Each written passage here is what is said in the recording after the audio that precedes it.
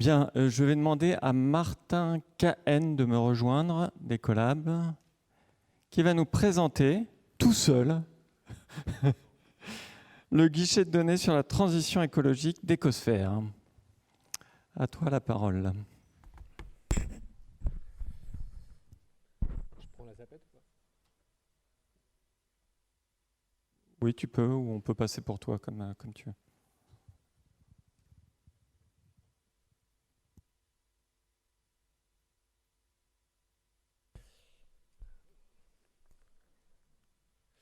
Donc, bonjour à tous.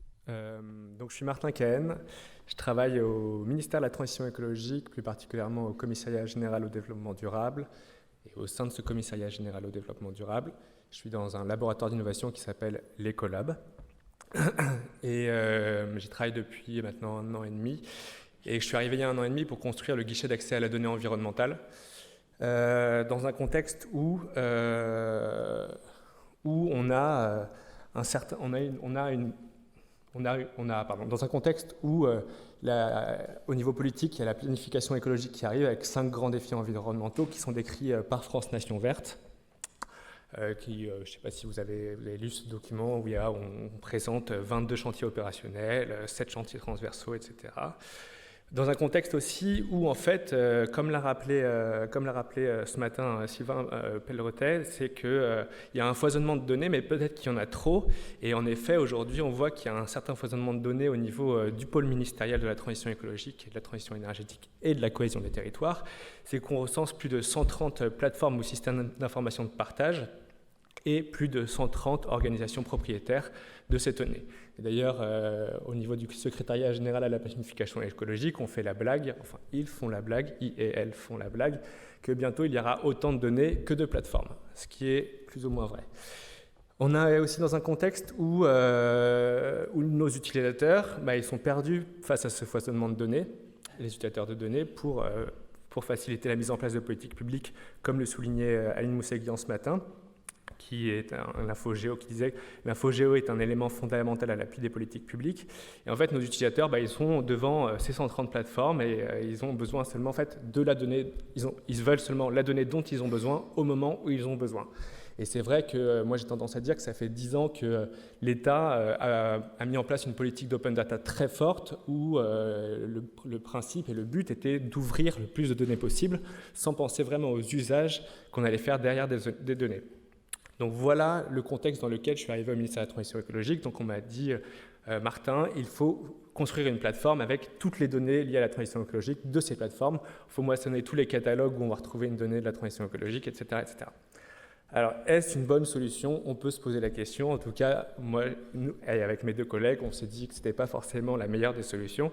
Donc on a un peu pris le problème dans l'autre sens. Et donc on a, après une longue étape d'investigation, on a conceptualisé des outils qui permettent un meilleur accès aux données de la transition écologique pour mieux préparer la planification écologique. Donc, Ecosphère, c'est le projet global dans lequel on va trouver 3 outils différents, qui sont écologie.data.gouv.fr, qui sortira en février-mars prochain, dans lequel on retrouvera, qui s'est créé via la création d'un commun numérique qu'on a appelé Vue sur DataGouv et d'un outil de qualité qui permet qui est un service d'autodiagnostic de la qualité des données. Donc, comme je disais, Ecosphère, c'est un projet englobant un ensemble de réalisations destinées à faciliter la recherche et la découverte de données environnementales. Écologie.data.gouv a pour vocation de référencer de manière pérenne et sur chaque territoire les données ouvertes et restreintes utiles aux chantiers France Nation Verte, donc les chantiers de la planification écologique, et aux politiques des MTE, CT, MTE, et de la mer, je l'ai oublié. Et donc écologie.data.gouv est à destination des porteurs et des porteuses de politiques publiques au niveau national et territorial. Ce que ça veut dire concrètement en fait derrière, c'est qu'on vient plus chercher, enfin on vient aussi chercher les données par territoire, par thématique ou par organisation, mais on vient aussi maintenant les chercher par cas d'usage.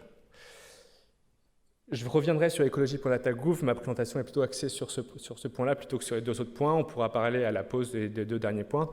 Le commun vu sur DataGouv, c'est quelque chose qu'on a construit conjointement avec la direction interministérielle du numérique et qui est en fait une surcouche sur DataGouv en marque blanche permettant la création de verticales thématiques sur les données de data.gouv. Donc on a co-développé Ecosphere et data.gouv, et ça a permis, dernièrement, je ne sais pas si vous avez sûrement vu, le lancement de météo.datagouv qui en fait réutilise ce toolkit qu'on a créé d'Inum et MTE.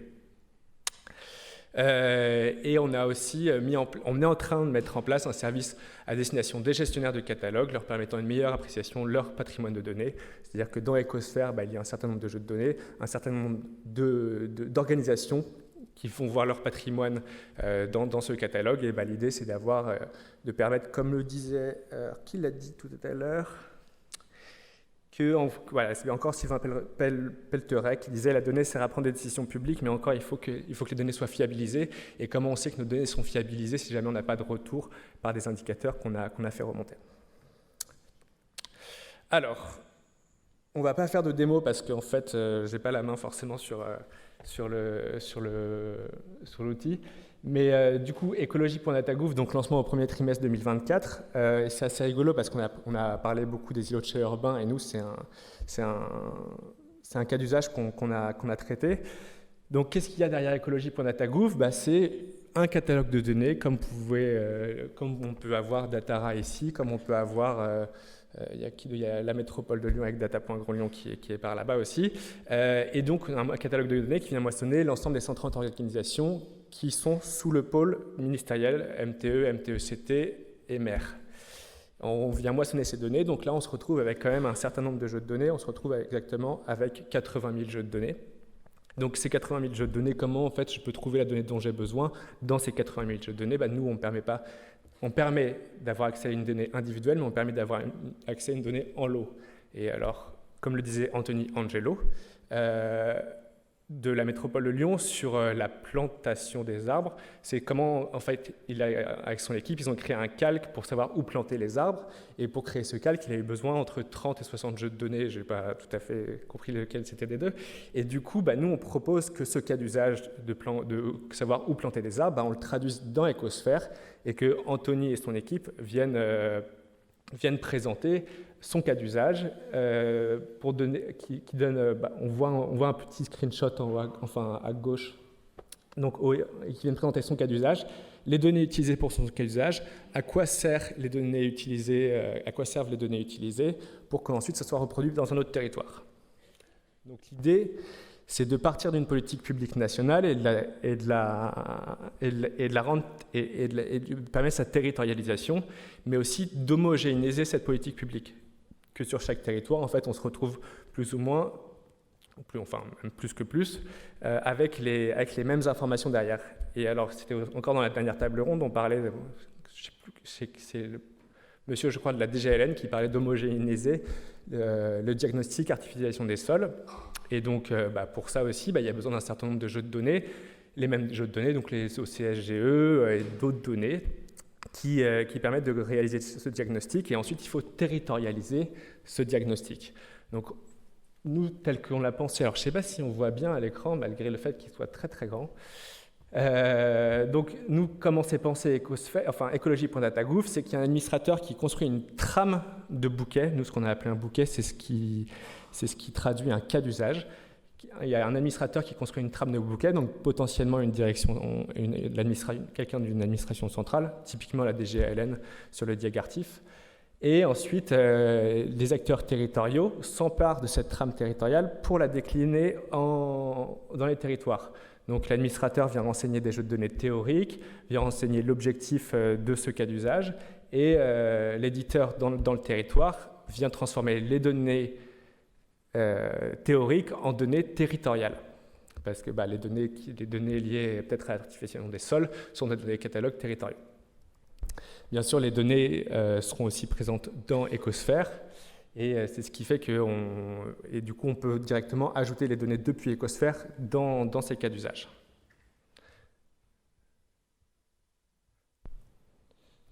Alors.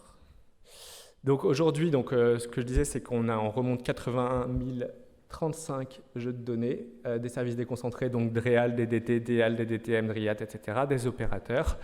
mais aussi d'autres opérateurs qui ne dépendent pas du ministère, comme l'INSEE, l'Agence Audrey, le GIP Bretagne Environnement. Donc en fait, on peut venir ajouter des points de moissonnage un peu partout, enfin sur différents catalogues. Et en fait aussi, ce qui est intéressant, quand je présentais au début le commun vu sur DataGouv, c'est qu'on a aussi accès dans Ecosphère aux données de DataGouv, parce qu'en fait, on a créé un système commun qui est un back-end commun et sur lequel on a juste rajouté un front avec nos fonctionnalités et nos outils à nous. Donc en fait, on vient taper dans leur base de données, on vient taper dans leurs outils, autant que ce soit du search que la classification de leurs organisations, etc. Et nous, on vient juste mettre notre outil cas d'usage en plus sur ce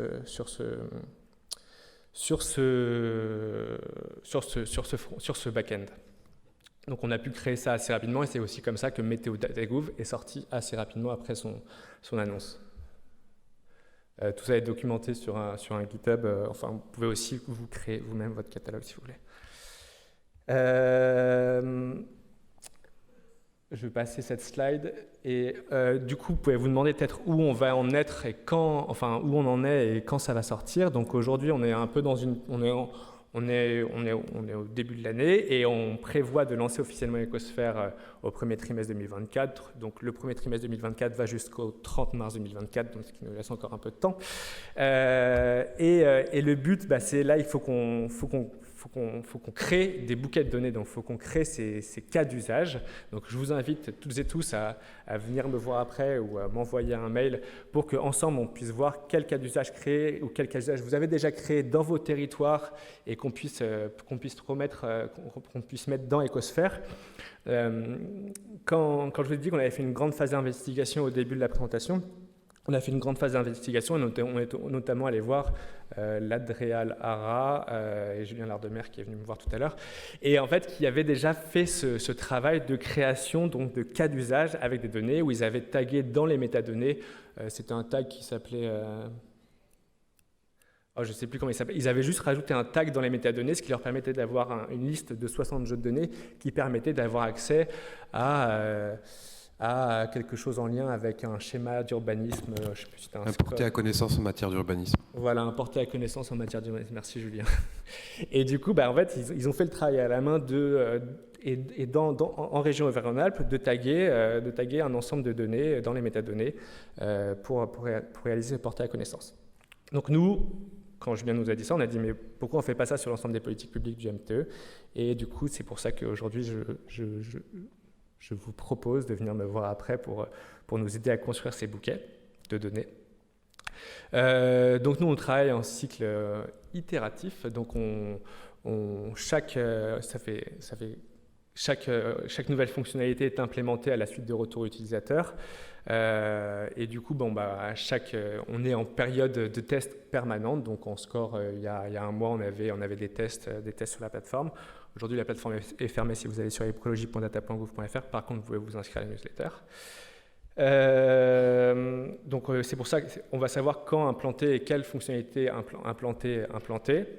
La partie territorialisation aujourd'hui, qui est une partie très importante de notre projet, n'est pas encore effective. C'est ce qui fait que la plateforme n'est pas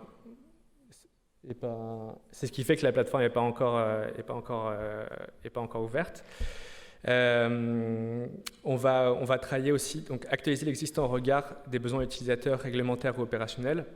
Donc les gestionnaires de patrimoine de données, donc là, faire remonter les données manquantes. Ah oui, ça c'est très important. C'est que dans les bouquets, bien sûr, il va y avoir des données, comme on le disait tout à l'heure, comme on l'a dit encore Anthony tout à l'heure, c'est qu'une fois qu'il avait créé son calque sur la plantaison des arbres, et en fait, ils se sont aperçus qu'il y avait certaines données qui n'étaient pas assez fines, pas assez fiables, et du coup, les services ont fait remonter le besoin de fiabiliser telle ou telle donnée.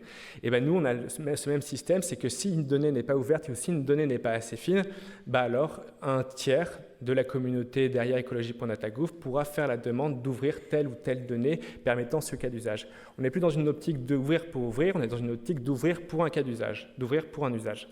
Et donc c'est là où on est plutôt, on est plutôt serein par rapport au fait qu'on pourra faciliter l'ouverture des données, c'est que on ne va pas voir une personne en lui disant est-ce que vous pouvez ouvrir ces données, on est là juste pour voir ce qu'il y a derrière, mais on veut ouvrir ces données pour un usage lié à une politique publique, donc en plus lié à la chaîne hiérarchique.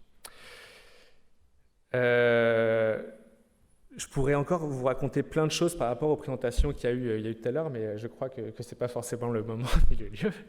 Mais en tout cas, n'hésitez pas à venir me voir après pour qu'on discute de tout ça, et n'hésitez pas à vous inscrire sur ecologie.datagouv.fr pour savoir quand la plateforme va ouvrir. Et je ne sais pas s'il y a des questions ou pas. Je ne sais pas s'il y a des questions. Merci beaucoup. Est-ce que tu as apprécié le petit piège de Marie ? Oui, la présentation. Elle le refait, elle m'enlève mon QR code. C'est perturbant. Hein. Du coup, des questions. Sinon, je tire quelqu'un au hasard. Le numéro. Ah, super, une question. Joël. Oui, bonjour, Joël Lambert du SDE 03. Moi, j'avais une question. Donc, on est exploitant d'un réseau de distribution éclairage public. Donc, on gère quotidiennement la mise à jour de notre cartographie. Donc actuellement, notre plateforme référente, donc c'est le Craig. Donc on envoie périodiquement notre mise à jour carto. Donc j'ai peut-être encore un peu de retard sur ce millésime. Mais l'idée, voilà, c'est que pour avoir de la donnée assez fraîche, il faut alimenter la plateforme régulièrement. Donc après, comment vous envisagez les choses? Parce que nous, actuellement, la plateforme référente, c'est le Craig. Mais après, il faut également le faire en doublant sur une plateforme comme Ecosphere, ou c'est vous qui vous rapprochez des plateformes existantes et qui aspirez les données auprès du Craig? Pour vous, en tant que producteur de données, ça ne va rien changer. Nous, on s'occupe de créer des points, enfin de créer les moissonnages vers les catalogues qui dépendent du ministère du pôle ministériel. Donc en fait, pour vous, ça ne va rien changer. Nous, alors si vous êtes sur le Craig, nous, on va venir moissonner le catalogue du Craig. On moissonne Datara, on va peut-être moissonner aussi des portails de PCI ou de communes. Tout ça reste à voir, mais en tout cas, pour vous, ça ne va rien changer. Et du coup, vous actualisez, je ne sais pas si on fait une mise à jour, par exemple, mensuelle, on met à disposition un flux. Vous mettez également à disposition ce flux en relais? Oui, sauf si vous avez écrasé l'ancien et que, du coup, potentiellement, si vous mettez à jour votre flux, il se met à jour aussi chez nous. C'est ça la question. Okay. Merci. Merci pour la première question, tu auras une médaille. Une deuxième question? Non, Sébastien, tu n'as pas de questions? Habituellement, tu as des questions. C'est bien que ça tombe sur toi toujours. Donc, pas de questions. Ce que je vous propose, donc là, c'est une courte phase de respiration qui sera un petit peu plus longue que la précédente. On a 10 minutes, donc si vous voulez prendre l'air, tout ça, c'est tout à fait possible. Et on reprend les présentations dans 10 minutes.